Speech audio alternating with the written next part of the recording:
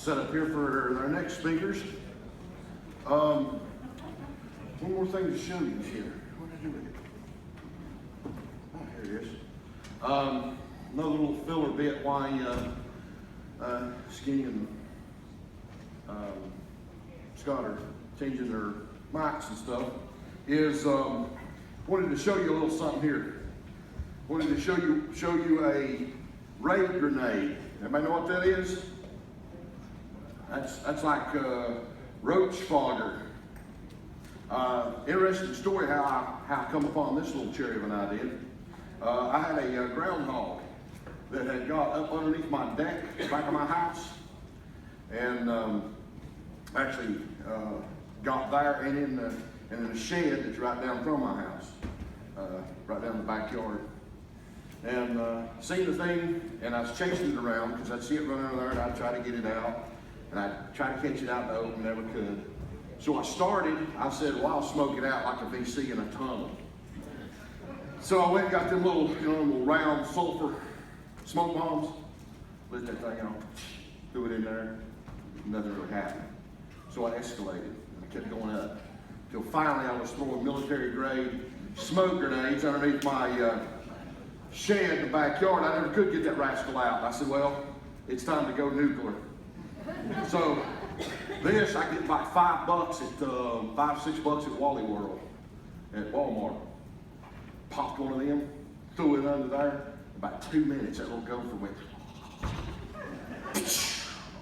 Got him. And I thought, we're always thinking about the future and, how, we're going to save our neighborhoods and get biker gangs and all the other stuff we're going to be doing in our mind.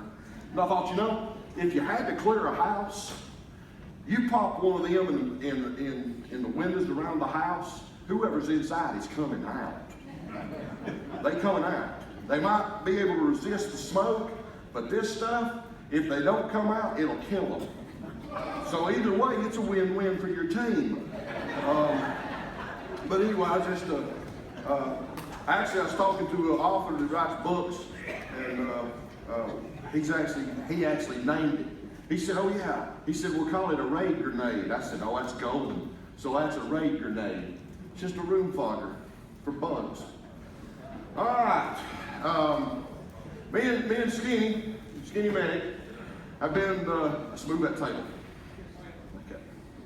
We've been talking together for, I don't know, these conferences, what, they haven't made a decade nearly, probably, a while. And we've always been in competition, I guess you might say, friendly competition, because he always is selling or teaching you the good stuff. And I totally agree with everything he sells. I own everything he sells. Well, I get it cheaper. Anyway, somewhere else. Now that's a lie. But the stuff he sells is the stuff I use. That's first line. That's first, second, and third line. But we thought it would be fun to show you the stuff that you should have on hand. The stuff you should be buying. The stuff you should be storing. The stuff I'm buying and storing. But on the other hand, I'm going to show you if you've got neighbors down the street, neighbors down the road, kin folks that don't have nothing. When something happens, you could go to them and say, listen, you can do this and it will work for this. Or you can supplement this for this. But don't take anything I'm showing you as something, oh, I don't need to buy this, I can do this. That's a mistake. What I'm showing you is MacGyver type stuff. He's showing you stuff you better have. So without further ado, Mr. SkinnyMedic.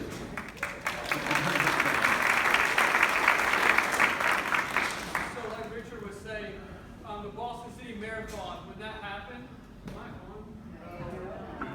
am I on now? Yeah, I don't have to yell. I talk loud and I talk fast. I apologize. So when the Boston City Marathon occurred, there were no commercial tourniquets used in that bombing aftermath. They were all improvised. Now, when every single patient that had an improvised tourniquet got to the hospital, they realized that none of them actually were tourniquets. They were just fancy pressure bandages. None of them actually fully stopped the blood flow in the arms or the legs. But for every patient that made it to the emergency room alive, none of them died afterwards. So if you made it to the emergency room, you were going to survive. So although no commercial tourniquets like the cat tourniquet were applied, they all used bandanas, belts, and things like that. They weren't. So like Richard was saying, I'm going to tell you what plan A should be, what your plan A should be, but you should always have a plan B and a plan C, because every time you go into plan A, that's all you have, and inevitably something screws up. It doesn't happen. So we've been talking about doing this for a few years now, so because he always interrupts my class when I'm at Heritage Life Skills or something like that, he'll come in there and he's got a tampon or something to show me. So,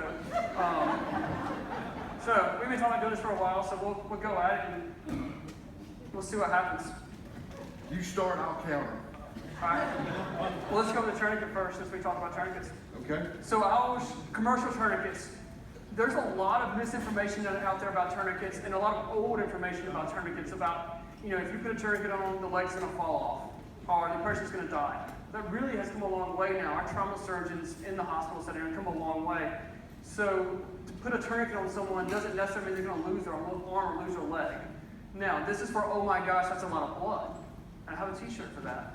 So this goes on arm or leg. It's a self-application. I like a cat. There's a soft T. I've got 8 different tourniquets that I'll talk to you about. But this one goes on, locks down. I turn the windlass until bleeding stops. So if this is squirting bright red blood, I can put this tourniquet on in just a few seconds and stop the blood flow. I've got the cat tourniquet here, and then the soft T is a metal one. Some people don't like it because it's plastic, so they use the metal one. So this is a metal one. All right. I have a rubber band. You just laugh. Did anybody see Lone Survivor? Yes. When the guy got his finger shot off? How you gonna put a cat on a finger, man? Whatever you plan. You got a cravat I can use. You can tell somebody to use one of those. Stick, the old Boy Scout manual type. Just a bandana. That'll work. Shamag. That'll work. Ratchet strap. I got a ratchet strap. Those work really well. Just a ratchet strap. That works as a tourniquet. Belt. You can use a belt as a tourniquet. Those will work well.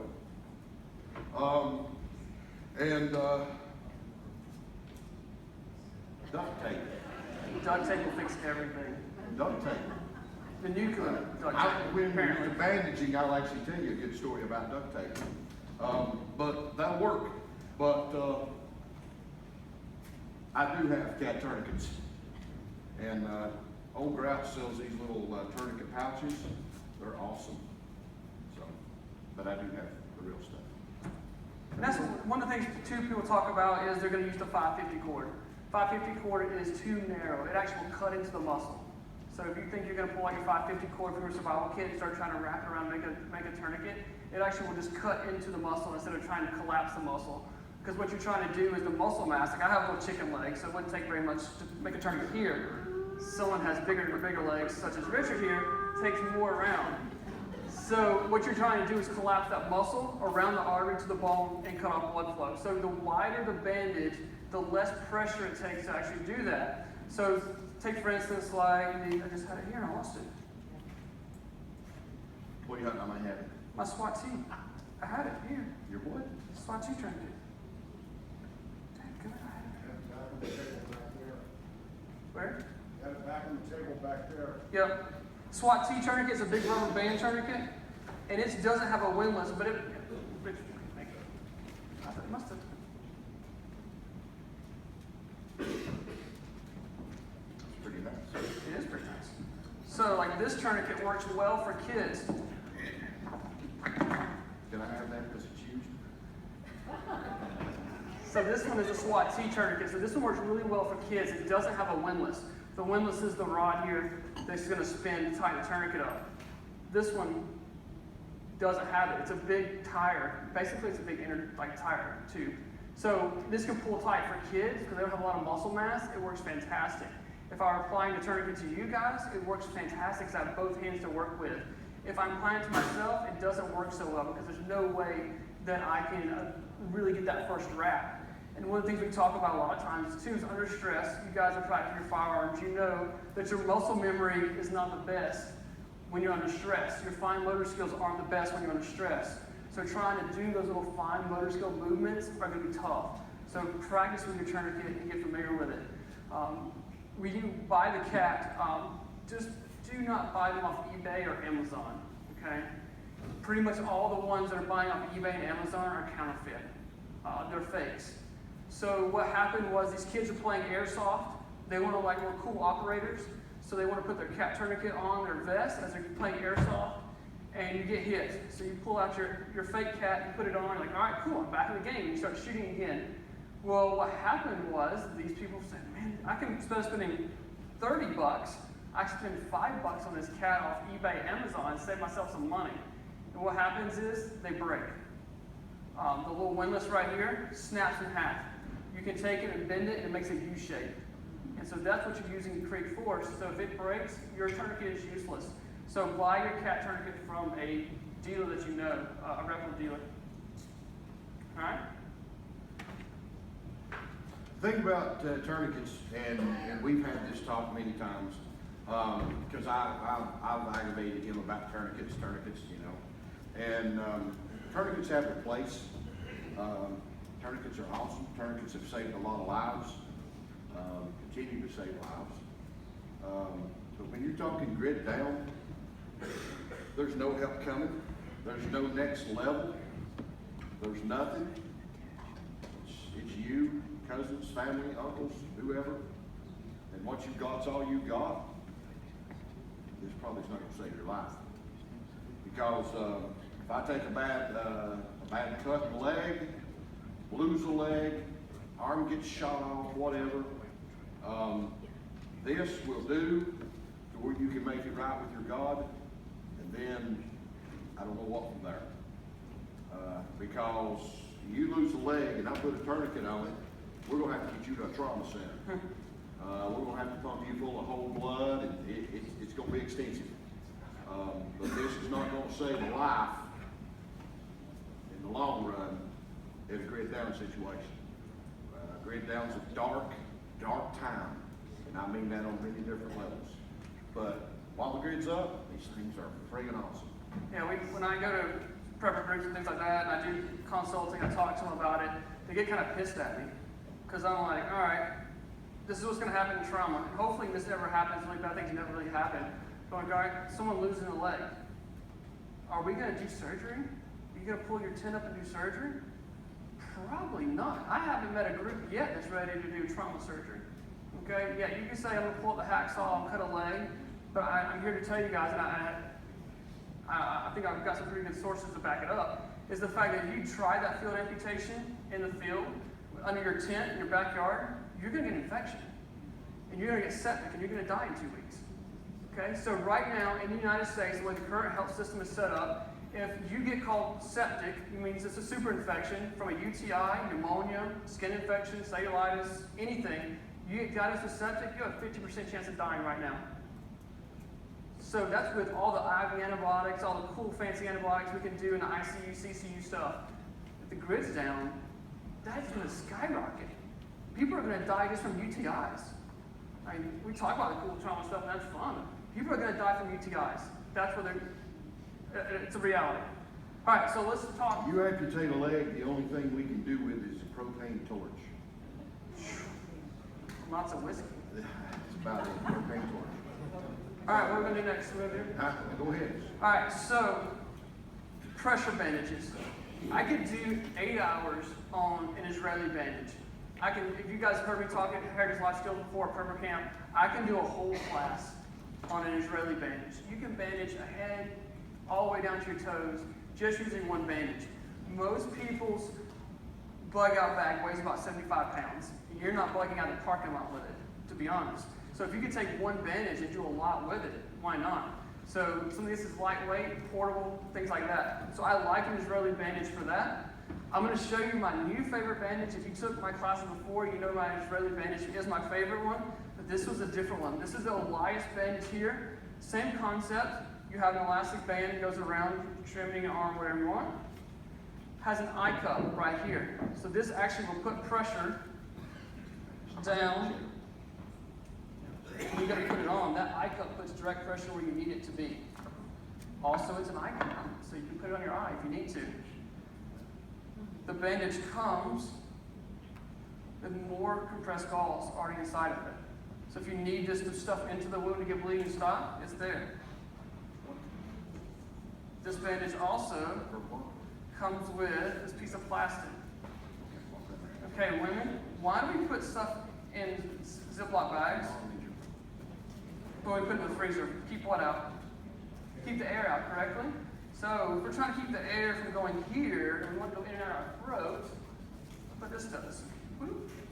Put some duct tape on there, put a glove, and you have a chest seal. So all this is in one bandage. So I would take a look at this bandage, Elias bandage.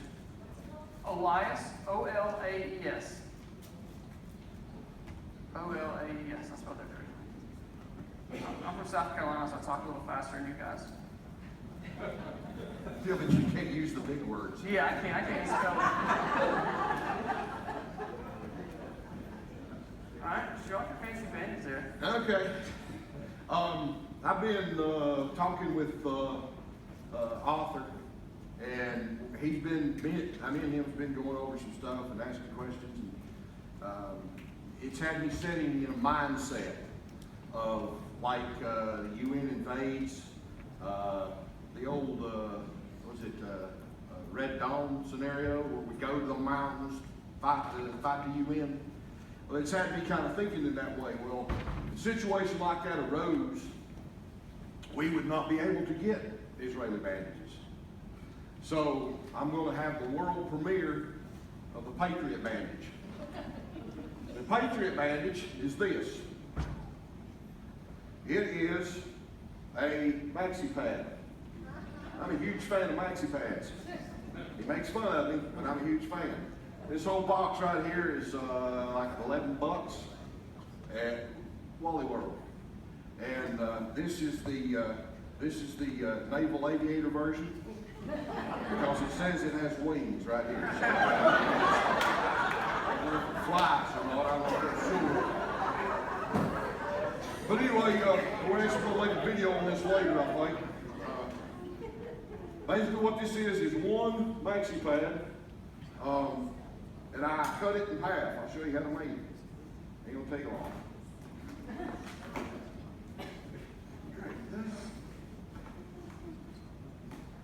There we go. Basically what I did is open it up.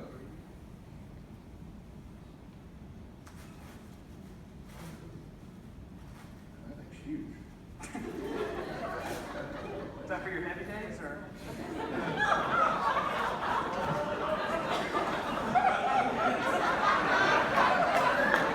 You're poking me with a stick, man. I'm in front of a family audience, okay? Just saying. What I did is I cut it here and cut it there, and then folded it back over itself. So I got double thickness. I sewed it up into a little square. Square right there, that's double thickness. If you will step up here with mine. This is Vanna White, by the way. This is our Vanna White of the day. I'll show you, the key to this bandage is kind of like the Israeli. So if I couldn't afford or didn't have one of them fancy little plastic clips. So I took it and did this and tied a knot in it. The loop is the secret to the Patriot bandage. Because I can stick one foot out in front of it. So I can place here, place direct pressure. I can wrap it around. I bring it back through the loop and cinch it down. And that loop is put direct pressure right on the wound. It's the same as my finger sitting there holding it. And then, it's just a simple case of wrapping it around. And I've made the Patriot bandage. And it's made from nothing more than a maxi pad, a little piece of rag, and a bed sheet. That's all it is. And I can even, I've even got one that I have put in an assault pack. It's in a food saver bag. And when you vacuum seal something like that, make sure that you have the ability to do this. I can't do it. Worst side. I thought I cut it all the way around. There you go. But make sure that you can tear it open with your mouth. I can't do it. Can I show you a better trick than that? What's a better trick than that? All right, guys. That ain't working. So he has little tears right here. Right. I know you can't see it, but there's a tear here, there's a tear here. Take just duct tape over there, put a duct tape tab from here to here, fold it over. Oh, that's golden. Take another piece, do it 3 times so you get nice and stiff tab right here. So your duct tape sticks out right here. Everybody follow me so far? That way when you pull the large tab over here, pull it across, and it'll open it up. Do all that to your vacuum seal stuff. That's golden. I won't even charge you for that. That's golden. The reason I'm saying that is because you want anything you're doing to be able to tear open with your teeth in your hand. Do I have to explain that why? I ain't got no arm. So you want to be able to tear it open with your teeth. And even like this calls here, this just has a red pull tab. Here, thank you, Vanna. Okay. Oh, I'm sorry. So even this red pull tab, you can run duct tape from here to here, fold it over so all the sticky sides sticking together here, and pull it off. And when you get done with it, fold your tabs in on each other, and it takes up no more room in your first aid kit than what it actually is. So I'll show you guys the Israeli bandage. I'm sure a lot of you guys have it on in your kit. You don't have it opened up, no big deal. I'll show you right here. So it has that 5x9 bandage here. This is a 6-inch version. You can use a 4-inch, depends on what you're used to working with. Bandage here. Mine's adjustable as well. So it comes across. This one has the plastic clip. It runs in, goes back across just like his, and then you can secure it. So this is just a pressure bandage. It's not a tourniquet as of right now. But let's say we put this on, you're like, man, that's still a lot of blood. That thing's still bleeding really good. Pull this off, go to that last band that you wrapped around, stick the plastic clip in, and rotate it. Now you just made a tourniquet and lock it into place. Now when you start spinning that windlass there, she's going to lose color, she's going to lose a pulse to her foot, you now made a tourniquet. So that you can wrap it around just like that. And any of these bandages you put on like this, like when you put that on, if you wasn't trying to tourniquet it? I don't know if that's a word or not. But if you just want pressure bandage, you check that with what's called capillary refill on like the thumbnail or the toenail. You'll make sure the capillary refills when you press it, and it goes white. You want to make sure it comes back to a flesh color. Before you say capillary refill. Right. When it should come back. The time you say capillary refill, you're like, what the heck is that word? It should come back. Awesome, we're good. Thank you. Vanna White, ladies and gentlemen. Thank you.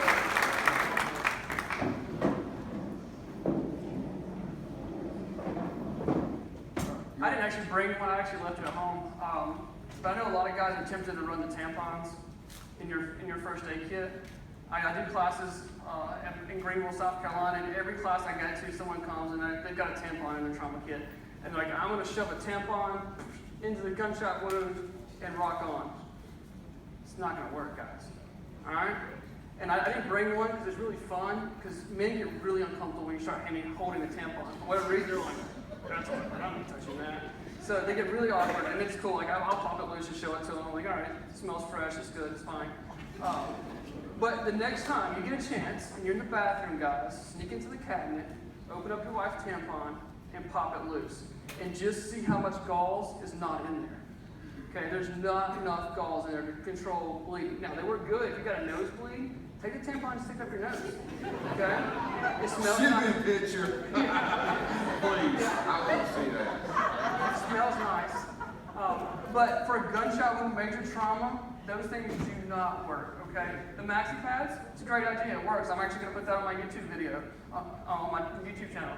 But the tampons themselves, there's about this much gauze in the pack itself. And then with like compressed gauze, anything else, there's enough gauze I can roll across the stage. So if you have tampons in your trauma kit, chuck it out. And stuff like this, the question people ask when dealing with any of this stuff, be it this, be it, you can bandage pretty good a bed sheet. Well, it's not sterile. It's not sterile, but it's not sterile. Okay, If you have a lollipop in the middle of a cow pile, and I put sterile gloves on, and I reach in there and grab that lollipop, is it safe to lick? I had sterile gloves on. Wounds are nasty. You get shot in a back alley, you're going to crawl through filth. That's right. There is such a thing as purposely putting trash in it, but if you get shot, you get cut, part of whatever you was wearing is inside you now. It's going to be nasty. That's why all of us have cases and cases of antibiotics stored up for just such an emergency. You've got to keep the red stuff on the inside. Okay, we're not carrying packed red blood cells. We're not doing that. We're not even doing transfusions. Okay, transfusions are dangerous. I don't know how much blood I'm taking out of me to give to Richard. What if there's a cross-contamination issue? So if we can keep the red stuff on the inside, that's super important. So one of the questions we do have, like he was talking about sterile bandaging. So this is sterile bandaging here. This is individually wrapped, this packed tight. You can buy boxes, cases of this off of Amazon. And they're good to have because like Richard was saying, when we get the bleeding stopped, now you have a really nasty wound, we need to figure out how to keep that one clean and keep it from not getting infected so we don't die for 2 weeks from having a fever.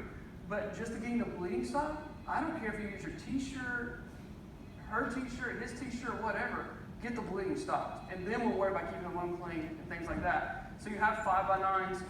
Another thing you guys can find is like the 4x4s. So 5x9s are for moderate bleeding, 4x4s are for minor bleeding.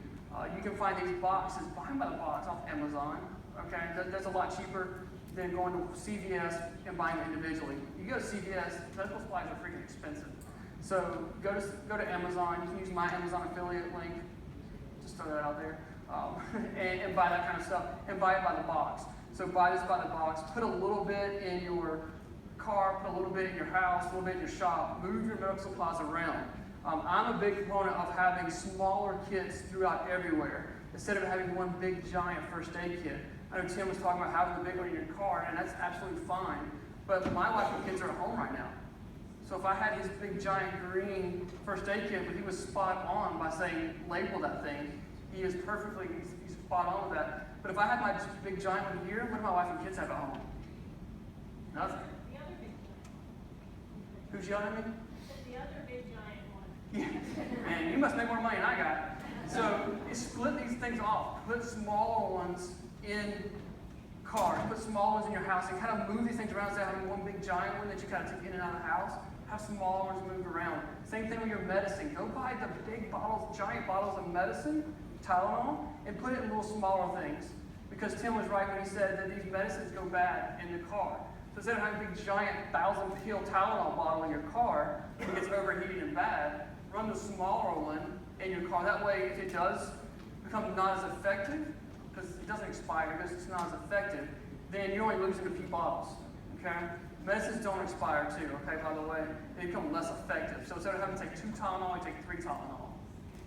Same thing with antibiotics. You may have to take 4 to get effective too. The biggest thing we have, the biggest problem most preppers, survivalists, however, prepared people, whatever you want to call us, is we think that, okay, I've bought this, this, and this in Skinny. I've got so many boxes of this, this, and this. I'm golden. Does anybody have a concept of how much bandages and gauze it takes for one hole made in the human body by something going 2,000 feet per second? That table and this table probably is not going to hold the bandages it's going to take. It takes a lot of material to stop blood. If anybody's ever been in the EMS, it is the back of an ambulance looks like you killed a hog back there most of the runs you make if it's bad trauma, car wrecks, or whatever. So the number one problem you're going to have is you don't have enough. That's one reason for the bed sheets. All right? Because some people ain't going to have enough. Now, you can order it from Skinny, you can get it from him, eBay, Amazon. I know Caroline Reyes and Jan, you buy a case from them. They can order it for you wholesale or retail prices, whatever. But you would elaborate on how much it takes, how much bandage it's going to take. And that's what I was talking to someone back there, and they were asking how much bandage to have in one kit. Well, that's kind of a weighty question. I mean, space is always an issue when we're talking about this kind of stuff. So to have it, you've got to have an initial response. So, I like the compressed gauze. It's vacuum sealed. It's really tight packed. If you open it up, it expands out. But I put as much gauze as I can do. Hemostatic agents work well. Again, I know they're expensive. Combat gauze retails for $45 for one pack. It's expensive, and it's going to go bad or become non-effective in 5 years. But if I'm bleeding out, what's $45? I mean, that's what people talk about the tourniquets being expensive. The cat tourniquet's $30. But if something happens, you hit yourself with a chainsaw, what's $30 when now you're trying to figure out how to improvise a tourniquet? So, and what can we talk about? Well, we're talking about the cool gunshot wounds, and that's what everybody wants to talk about. So, But it's the biker gangs. the biker gangs, we're gonna go after them. Chest seals, okay? So anything from the neck, basically to the belly button, anything penetrating trauma, we seal it up. Seal it tight. That way air goes in and out the throat, not in and out of our chest right here. It doesn't work out so well. I like the vented chest seals now because now when pressure builds up, it allows the pressure to be released, whether that's blood or whether it's air that comes out. Also, just don't forget to check the back size. Because some of us shoot 9mm and they're fast, go in and out. Some of the bigger guys, like 45, they just stop when they hit something. And then there's confused people that are 40 cal guys. We have any confused people in here? So, What do you shoot? Huh? What do you shoot? I'm a 9mm guy. All right. Skinny If you ever and shot me fast. with a 9mm and I found out about it, I'd be mad. Skinny and fast. So. But just don't get to check the backside when you do anything like that. So you have anything for a chest seal? Do I have a chest seal? Yeah. Yeah, sure. The wrapper that comes in that. Yep. That's one. So he's got the wrapper over there. You can make that wrapper, duct tape it on 3 sides, and it is a fantastic improvised trauma kit. I tell people when they're putting their trauma kit together, if they're on a budget, which is most of us, is to put all your trauma supplies in a Ziploc bag. That way you can use a Ziploc bag. I can put that on the wound, duct tape it on there. I can even use this stuff, which you can buy for like 6 rolls for $6 at Tractor Supply. I got tactical black. I got tactical. Camera. It's tactical, so it costs 10% more. But this is the, what's the generic stuff? That Coban. Cornflakes? Yeah. Cornflakes? Yeah. Cornflakes. Anyway, this is a horse wrap. That's basically what it is. I get it. Like I said, I get 6 rolls for about $6, $7 at Tractor Supply. I could slap that on somebody, and I could wrap it up with that. They even make it in pink. Hmm? They even make that in pink. Oh yeah, yeah. One of my daughters actually has it. It's tactical pink. But also in this Patriot bandage, you don't necessarily have to use those. You could use rag. You could use one of those gauze squares he has. You could use the blood stop gauze. You can use an old rag. You can use about anything in there for this part here. Because the key to this is actually the little loop. I'm going to show off my tape. He's showing off his duct tape. So if you bought your $25 first aid kit from CVS and it said it had tape in it, it came with a little 1-inch roll of cloth tape. It had about this much tape in there. And like that's their version of cloth tape in there with 50,000 Band-Aids because it says it's a 1,000-piece first aid kit. So cloth tape. I like a good quality cloth tape because it tears easy and it sticks really good. The clear tape that you can buy, some of the medical tape, it does not stick very well. The good quality cloth tape will tear. You can buy it from 1/2 inch to 3-inch rolls. There again, buy it by the box, move it around different first aid kits and things like that. So I like the good cloth tape here. It'll tear nice and easy and sticks good. I had a friend of mine the other day was telling me a story. He run a charter fishing boat. He was down in the Caribbean, and he said that one of the guys went to cast off with his big big pole and his big hook. He said the hook grabbed him right here and ripped him from right there all the way around to his buttocks, as far as compensate, and just laid him open. He didn't have anything really on the boat to fix it except duct tape and a roll of paper towels. Yes, you can bandage with paper towels because it is the quicker picker-upper. He said what he done is he stuck it and he duct taped it.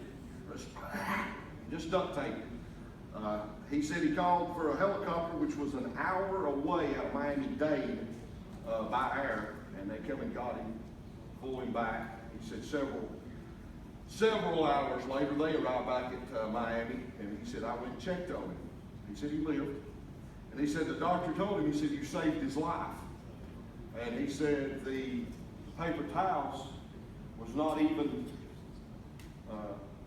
soaked all the way through from his femoral artery. And he said you saved his life with duct tape because you pulled it so tight, it created its own tourniquet, made a tourniquet. So you can tell your neighbors, your loved ones, whatever. Probably got that. Is it sterile? No. But you can bandage with it in a pinch. And duct tape. Gotta have duct tape. Gotta have duct tape. So one of the things we talk about, we've got the bleeding control, is now you've got this really the bleeding has stopped, and now you have a really nasty wound. Now what are we gonna do with it? Because now we've got to worry about infection. And inevitably, it's nothing against, and please don't be offended if when I say this. If you are, I apologize. We'll talk about it later. I'm skinny, so I'm gonna probably run from me. I'm not a fighter.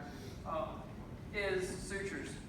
I know everybody has sutures. They want to suture. They want to do this. They want to do that. I'm gonna suture that wound closed. I'm like, okay, what experience do you have suturing? Well, I took a 1-hour class at a prepper show 5 years ago. Okay. Your skills lax. Okay? If you don't use your skills, they go down. So now you have a really nasty wound that we shoved dirt in it, cayenne pepper. You can get the bleeding stopped, and then you get all this nasty stuff, and you're going to try to suture it closed. That's a problem, because not all that bad juju stuff is on the inside, and it's just going to fester until it becomes an infection. So I say that to say that sutures absolutely have their place in survival medicine, wilderness medicine. They have their place. But we don't typically have the skills to know when to suture, how to suture, and do a good job with it. So for me, I was a paramedic full-time for 13 years in a busy 911 system. My system ran about 80,000 calls. I worked 12-hour night shift. I've done about 10 calls in 12 hours. I started IVs like one-handed with my foot on the wall, upside down, like I started an IV. So now I'm a year and a half off the truck full-time. I still work about 1 to 2 days a month now in the ambulance. But the other day, I was up in the middle of nowhere. A guy was really sick, needed an IV, so I gave him some medication. And I looked at his arm and go, oof, there's no veins there. And for a few seconds, I thought, man, this is going to be a tough stick. Where a year and a half ago, I just stuck that guy in the dark with my headset on and done it. It took me a shot to get it. I got the IV, thank goodness. But my skills already had gone. And I thought, man, that's it. That's the point. So having the sutures, you got to know when to suture, how to suture, and what to do. Because if you don't, you're going to suture the bad stuff inside, and it's going to close up. So I brought some stuff to kind of show you some different ideas. I'm going to steal off him a little bit. So I like butterfly bandages. Honestly and truly. Little stair strips. You can buy them by the box.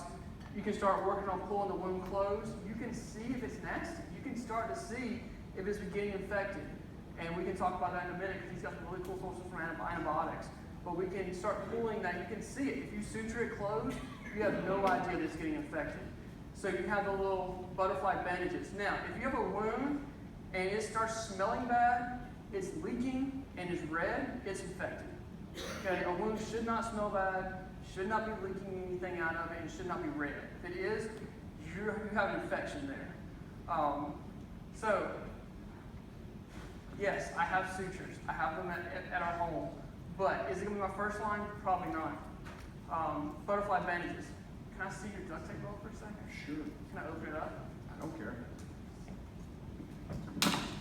The thing about suturing is everybody's got the little suture kit, their little surgical kit.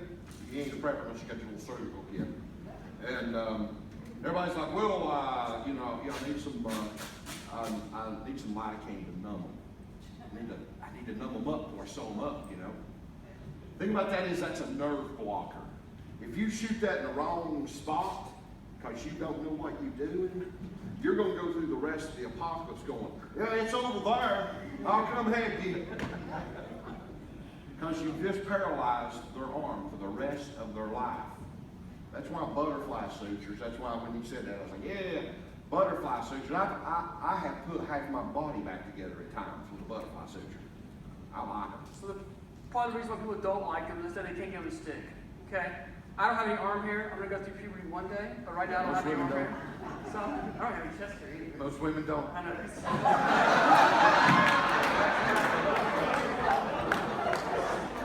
I'm gonna go through puberty one day. That'll be done, that'll be done. Change, it'll be fine. So you got your duct tape here.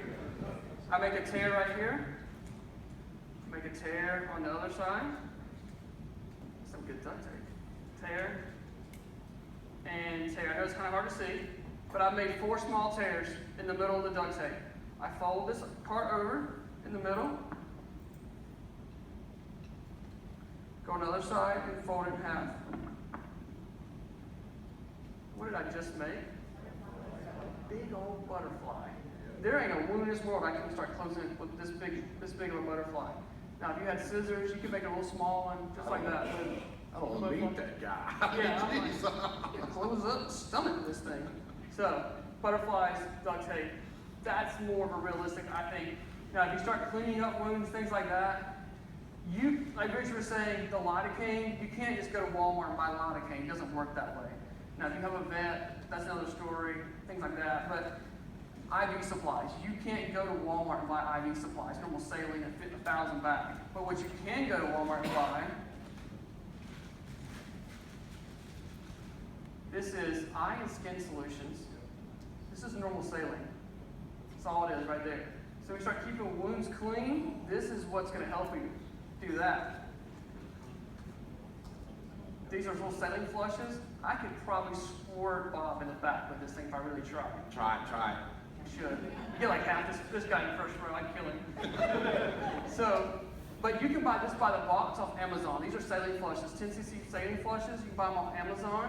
So when you start getting that wound that you're trying to clean up, you spray this in the wound, and it's going to get all the bad stuff out of it. This is basically salt water. It's all it is.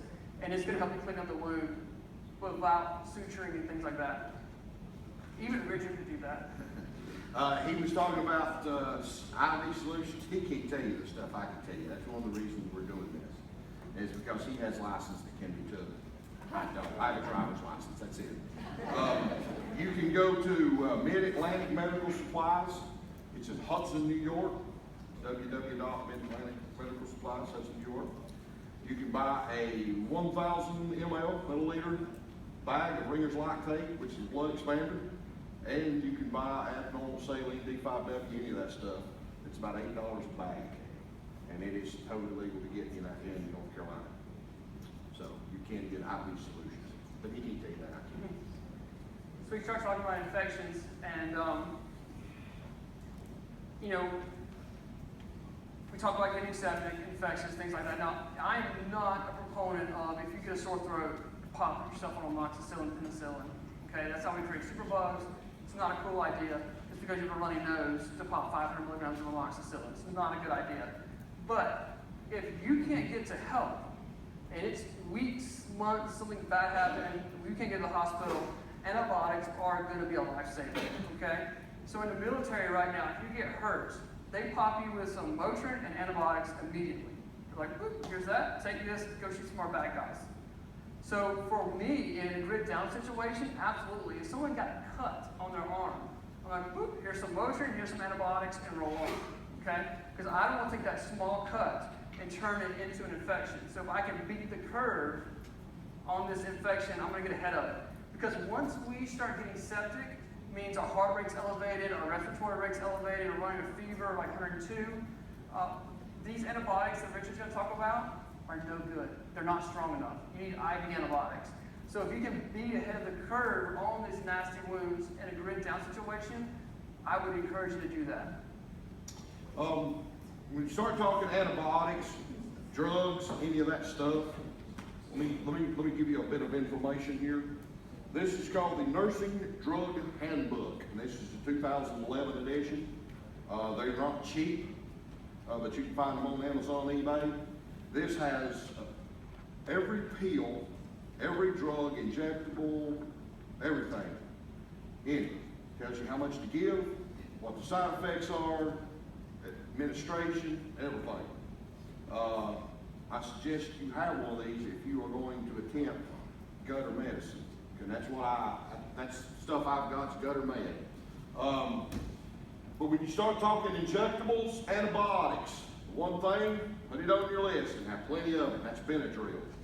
You pop somebody with you try to inject antibiotics in somebody, you better have some Benadryl on board before that, because you could send them into anaphylactic shock and kill them. So you want to have the Benadryl on board before you inject them, because this stuff is thick as molasses. And this right here is cow antibiotics. It is LA200. You can get LA200, LA300. It is oxytetracycline. How do you smell that? Yeah, I can't. This stuff does go out of date. It will become toxic if it goes out of date. It's about $8 in the refrigerated case at Tractor Supply. Now the key thing you want to look for in this kind of antibiotics is that picture right there of a hog. If you can give it to a hog, you can give it to a human. Hog, H-A-W-G, hog. If you give it to a hog, you can give it to a human. If the directions say 1 cc per 100 pound hog, it's 1 cc per 100 pound human. You can even get the needles at Tractor Supply on the same aisle just about it. But you can have that. Also, you can go online and you can get this stuff, fish mocks.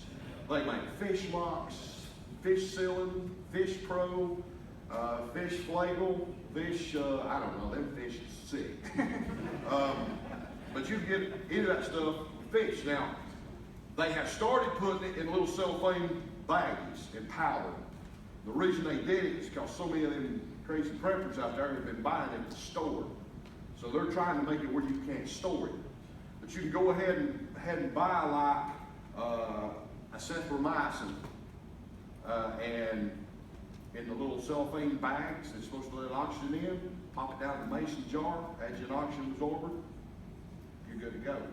Then if you ever want to take a powder form of this, mix it with some oatmeal, some applesauce or something, because it's going to taste like the inside of an inner tube. It's going to be nasty.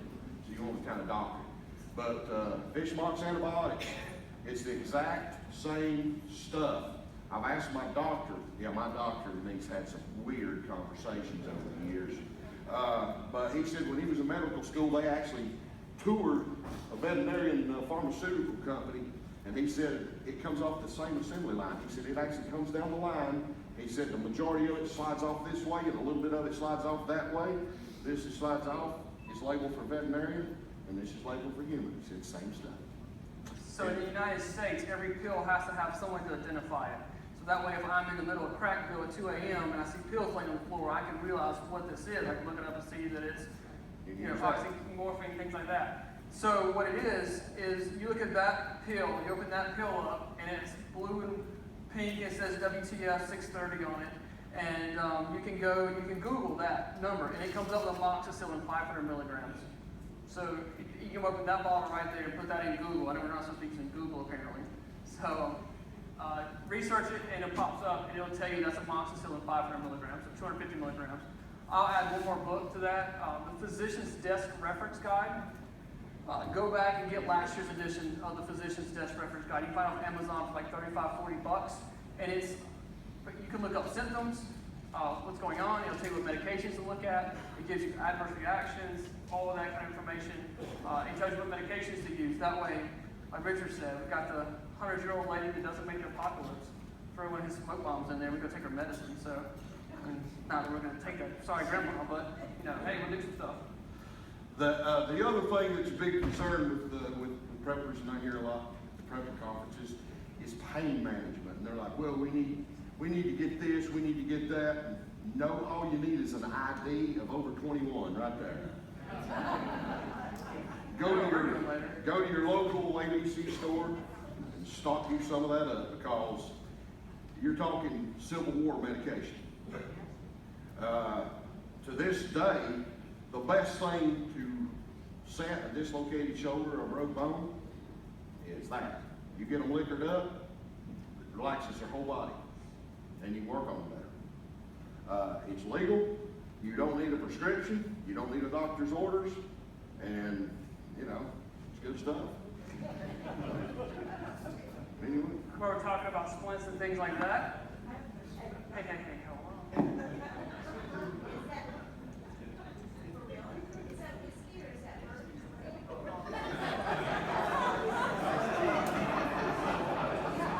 I'm back in college again. That was That's sweet. refreshing. That was sweet tea. It is. Holy crap.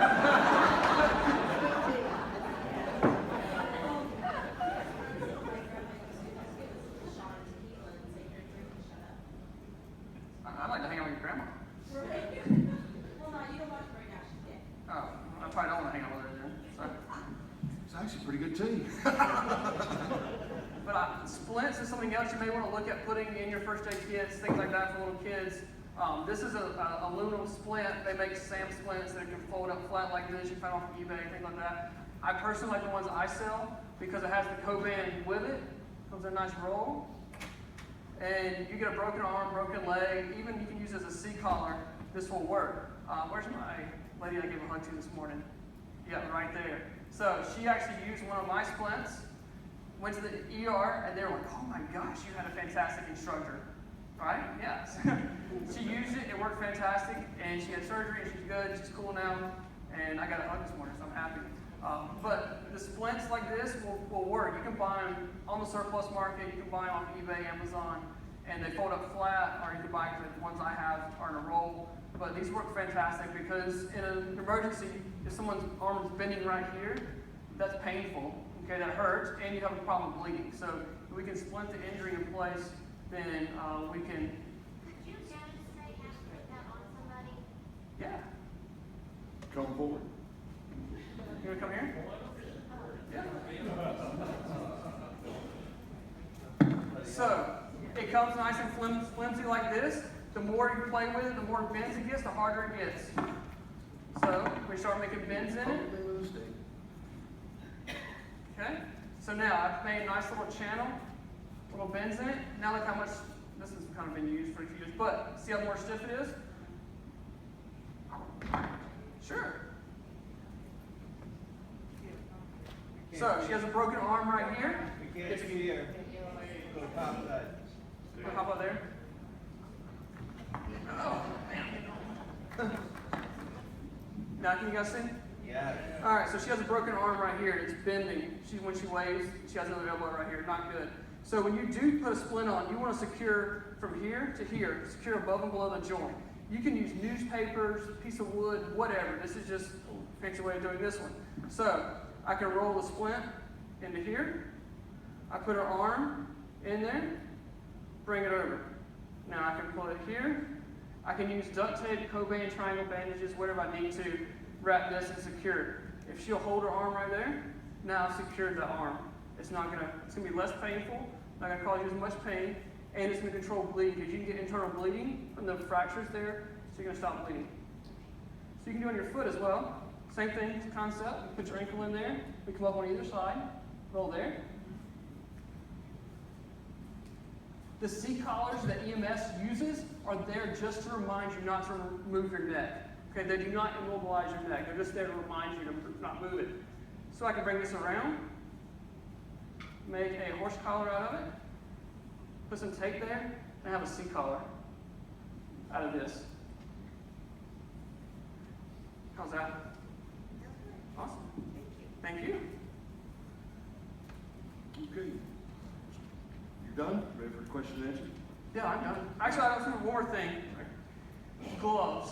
All gloves are not created equal. Harbor Freight. Yes.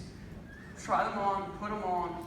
Do not buy the clear gloves. When you put them on, you can still see your hand. Those are just for food preparation. Those are not for medical. So you can go to Harbor Freight, AutoZone, Lowe's, Home Depot, and buy gloves. That way, you put the gloves on, they don't tear. this will probably tear because I'm in front of a crowd.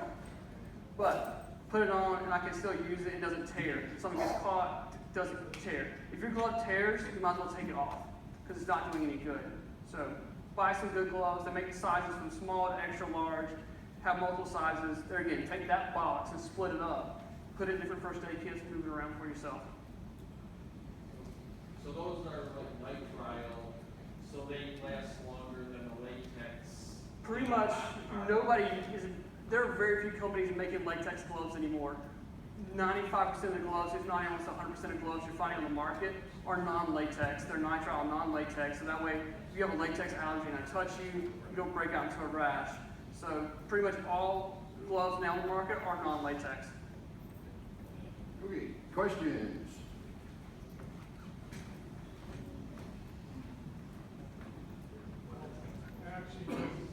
Actually, just a comment. A PER physician desk reference, we've got several from our doctors that were like a couple years old, they're just, you get rid of them, we just ask them, so a lot of times you can get them pretty easily. He was saying just ask your doctor for when we let their last year's version of their physician's desk reference guide. Because they get it every year something new comes out, so he said ask your doctor, maybe they want to get rid of it. Mic's not on. Handheld's not on. Should we get there? Over here? I'm coming, Lee. I'm coming. While he's walking back there, I do have a YouTube channel. It's not nearly as big as Engineer 775's.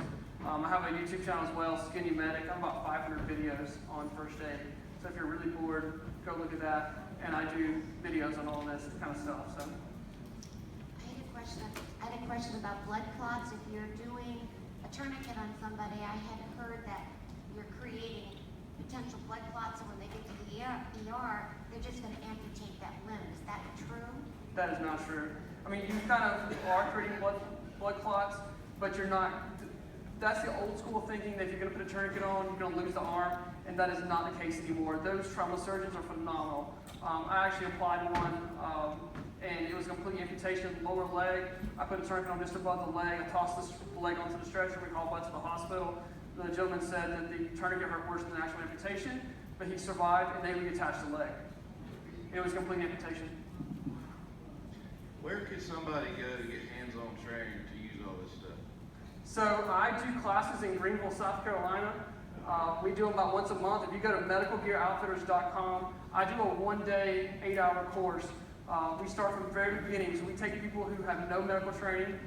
We teach them how to do a patient assessment, how to do blood pressures, vital signs, and then we take them in how to do tourniquets, pressure bandages, chest seals. We talk about moving through an active shooter or an active assailant scenario, and then you do a final scenario. I've got a really cool wound packing mannequin you guys can come see. So we'll do that. We have a class every month or every so. So if you go to Medical Gear Outfitters, you'll see trauma classes down there. And just keep an eye on we'll schedule them out in Greenville, South Carolina, which is about an hour and a half, 2 hours away. So not a bad drive at all for you guys. How safe is it to use hydrogen peroxide on a wound? So we've kind of really gotten away from using hydrogen peroxide. We figured out that took good and bad germs out of the body system.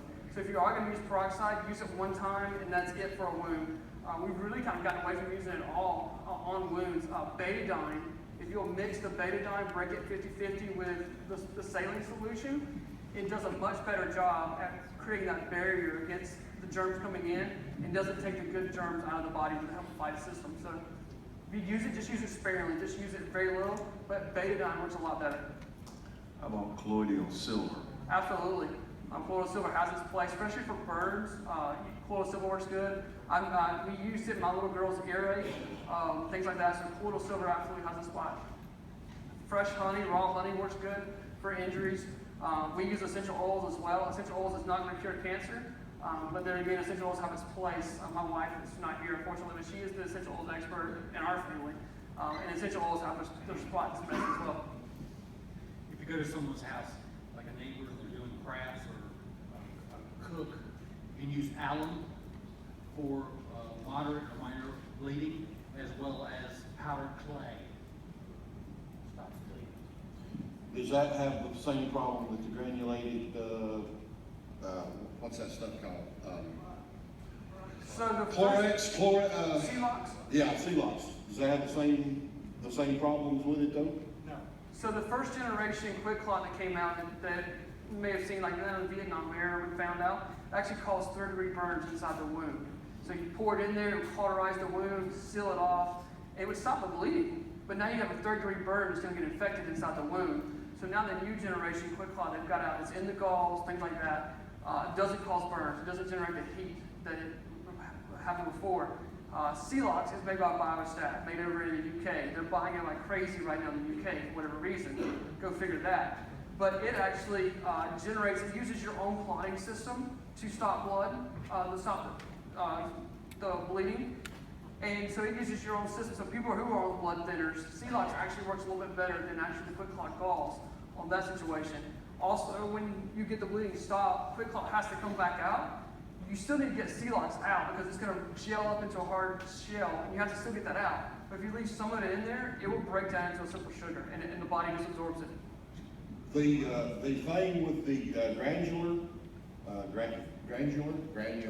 with the granular stuff, and that's how it used to be made up until probably 10 years ago, before they started putting it in sponges and wraps and stuff, was it basically you turn the bag open and you pour it in the wound. We found out in Iraq that we had actually killed some of our own troops with this stuff because the grains were coagulating and causing blood clots, and it was sending it straight to the heart, straight to the brain. It was killing them.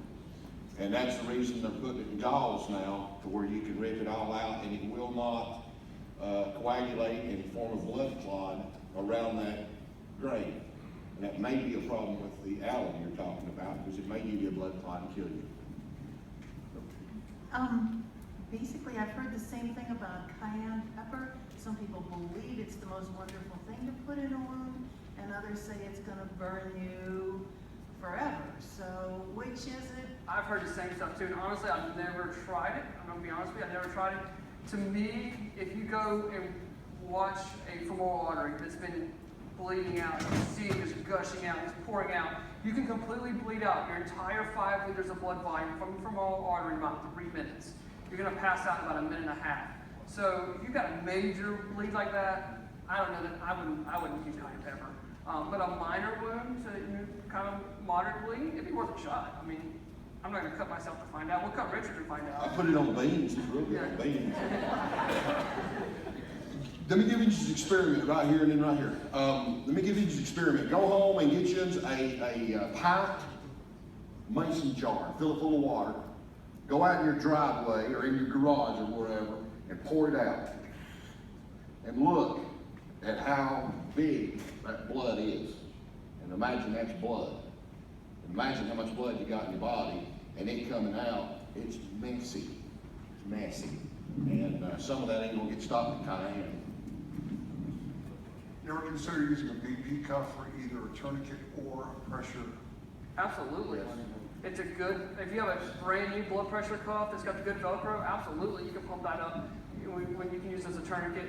I don't like the automated blood pressure cuffs, the ones that use the batteries. I can't tell you how many times I went out to the little old lady who's 89 years old who takes her blood pressure 15 times a day. And she calls me and says, my blood pressure is 200/1,000. And I'm like, why? And you say that? Well, because this little wrist thing said that. Like, we take it as 120/80. So go to CVS, buy a manual blood pressure cuff, practice on your boyfriend, husband, not at the same time, and then do that. And you can get much more accurate readings. She was really mad when I practiced with my girlfriend. We actually used to use it in like severe trauma, and that's what we're all here for, is the trauma.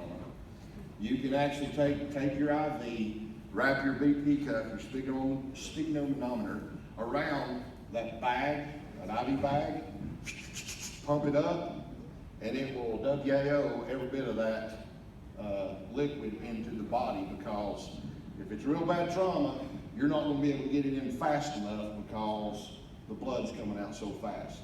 So you'd wrap your BP cuff around that IV. I stopped the blood. Pump it out. I stopped the red stuff from coming out. So that's why I got my tourniquets, the pressure bandage, the combat galls. I stop the red stuff, keep it on the inside.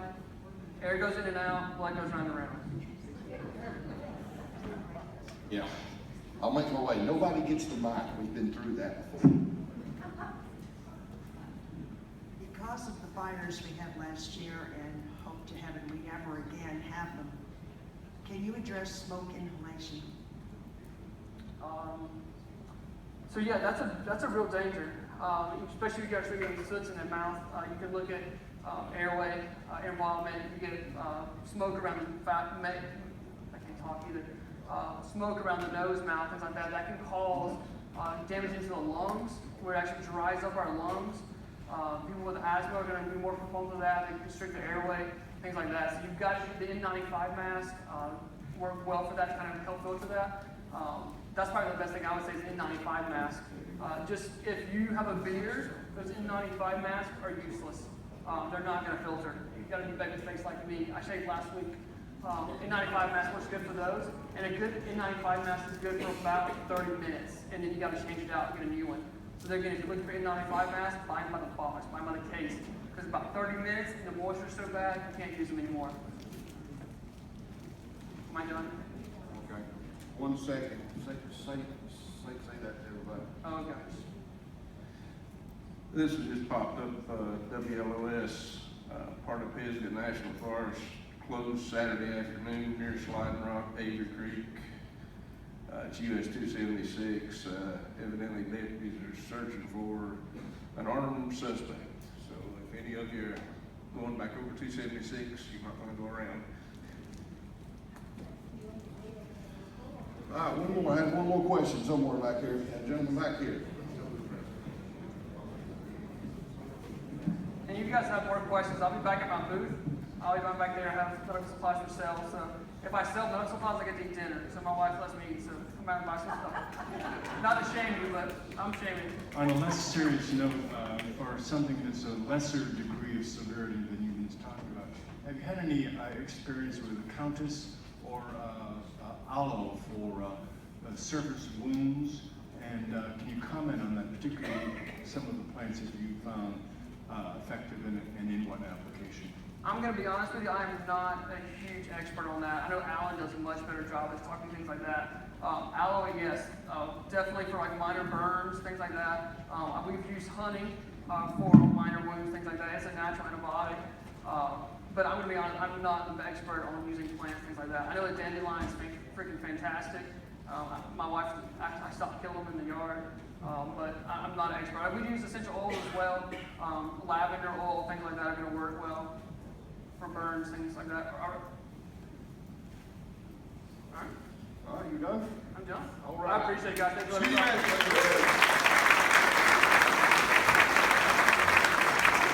If everybody will take about 10 minutes, being here about 15 after 5, we'll get started with the next speaker. Stretch your legs, use the bathroom, smoke them and go.